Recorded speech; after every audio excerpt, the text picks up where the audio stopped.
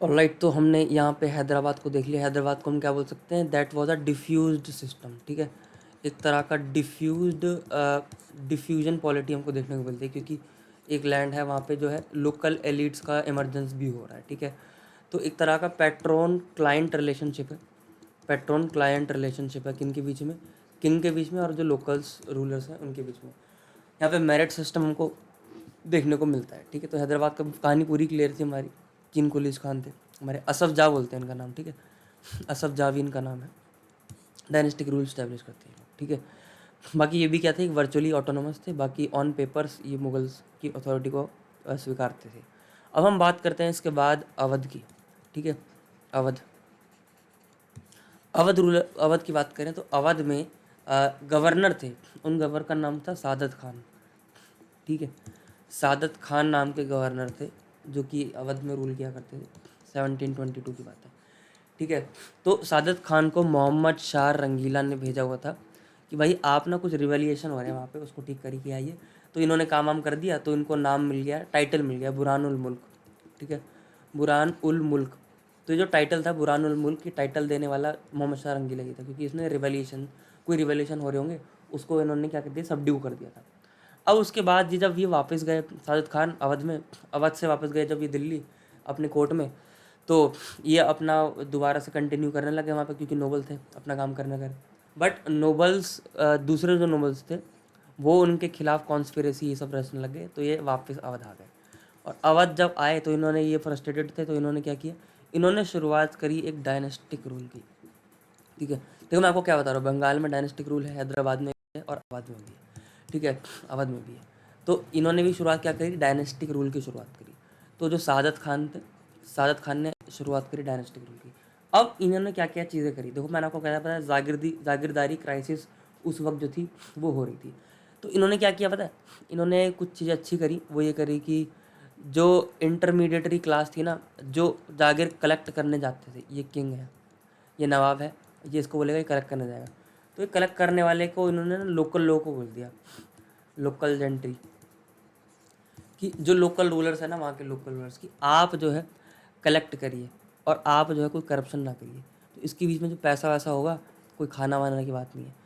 तो इन्होंने local gentry की को देने की शुरुआत करी। तो इससे क्या हुआ कि इनको सपोर्ट मिलने की शुरुआत हुई, लोकल रूलर्स को सपोर्ट मिलने की शुरुआत हुई। तो एक तरह से हम कह सकते हैं सादत खान ने लोकल रूलर्स को जो है सपोर्ट किया। अच्छा, इनका जो रेवेन्यू था, इनकी रेवेन्यू की देखभाल करने वाले थे पंजाबी कम्युनिटी खत्री।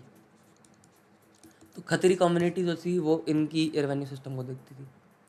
और उसके बाद हम ये देखते हैं कि यहाँ पे लोकल एलिट, जो मैंने आपको बताया, लोकल एलिट्स का इमरजेंस हमको देखने को मिलता है यहाँ पे।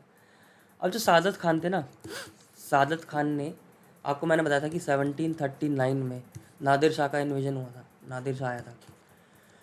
तो सादत खान ने नादिर शाह की हेल्प करी थी, नादिर शाह की हेल्प करी थी, क्योंकि सादत खान जो मोहम्मद शाह रंगीला के कोर्ट से ही बिटरे होके आए थे, उनकी बात नहीं सुनी जा रही थी। तो उन्होंने नादिर शाह की हेल्प करी। और नादिर शाह की खास बात यह कि नादिर शाह भाई 2 मंथ के लिए इंडिया का रूलर भी रहा, इंडिया का रूलर भी रहा हिस्ट्री में, हम ये देखते हैं। तो नादिर शाह की जब इन्होंने हेल्प करी, तो नादिर शाह ने बोला मेरी हेल्प करो, मैं तुमको एक अच्छी पोजीशन पे दूंगा। तो अच्छी पोजीशन की बात तो हुई थी, मीर बख्शी की बात हुई थी, मीर बख्शी की ये वाली पोजीशन मिल जाएगी, ट्रेजरर बोलते हैं इसको, ट्रेजरर। ट्रेजर की पोजीशन जो है हमको सादत खान को मिलेगी, बट नादिर शाह ने मना कर दिया कि नहीं मिलेगी भाई, आप, हमने आपका इस्तेमाल कर लिया। इससे परेशान होकर इन्होंने क्या कर दिया, पॉइजन कर दिया अपने आप को, जहर खा लिया और इनकी क्या हो गई, डेथ हो गई, ये निपट ली। ठीक है, तो सादत खान तो गए, सादत खान गए। अब सादत खान के बाद जो है हम उनके डायनेस्टिक रूल, मैंने आपको बताया था डायनेस्टिक रूल की स्टैब्लिश होती है।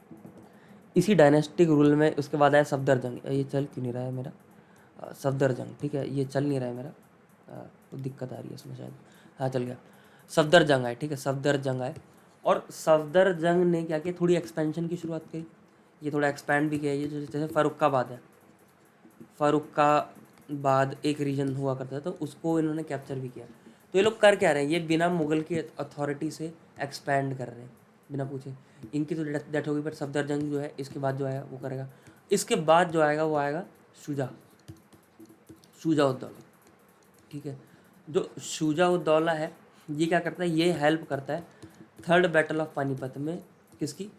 थर्ड बैटल ऑफ पानीपत में अब्दली की, अब्दली की। ठीक है, थर्ड बैटल ऑफ पानीपत हुई थी, आपको पता है पानीपत में लड़ाइयाँ हुई थी। थर्ड बैटल ऑफ पानीपत हुई थी मराठा वर्सेस अब्दली। हुआ यूँ था कि अब्दली ने, जैसे नादिर शाह आया, नादिर शाह जब आया था तो नादिर शाह, ये टाइप नहीं हो पा रहा, मैं इसे लिखा नहीं जा रहा। नादिर शाह के बाद जो है अब्दली आया। अब्दली ने अपने कुछ कुछ मिनिस्टर्स को मुग़ल अम्पायर में इस्टेब्लिश कर दिया, मुगल्स में। अब मराठा क्या है कि मराठा भी अपने आप को एक्सपैंड कर रहे हैं, अपने आप को डोमिनेंस दिखाने की कोशिश कर रहे हैं, चौथ ले रहे हैं सबसे। तो जब ये मुग़ल के पास जाते हैं तो बोलते हैं भाई ये बंदा है, इसको हटाओ। ठीक है, तो जब इसको हटा दिया जाता है तो अब्दली इस चीज़ का बदला लेने आता है मराठा से। और क्योंकि मराठा बंगाल से, मैंने आपको बताया बंगाल से क्या करते थे, चौथ लेते थे। मैंने बताया था अलवर्दी खान के बारे में, आपको बताया था है ना 1751 में। और फिर हैदराबाद से भी ये लोग चौथ लेते थे, फिर अवध से भी ये लोग चौथ लेते थे। सबसे जगह ये लोग लूट करने जाते थे, लुटेरे थे लोग मराठा। तो मराठा कम्युनिटी जो थी उस वक्त वो चौथ और सरदेशमुखी लेने जाते थे। इस कारण क्या है कि ये लोग, ये कम्युनिटी इनके खिलाफ हो गई। और अवध ने क्या किया, साथ दिया थर्ड बैटल ऑफ पानीपत में। अवध ने साथ दिया थर्ड बैटल ऑफ पानीपत में।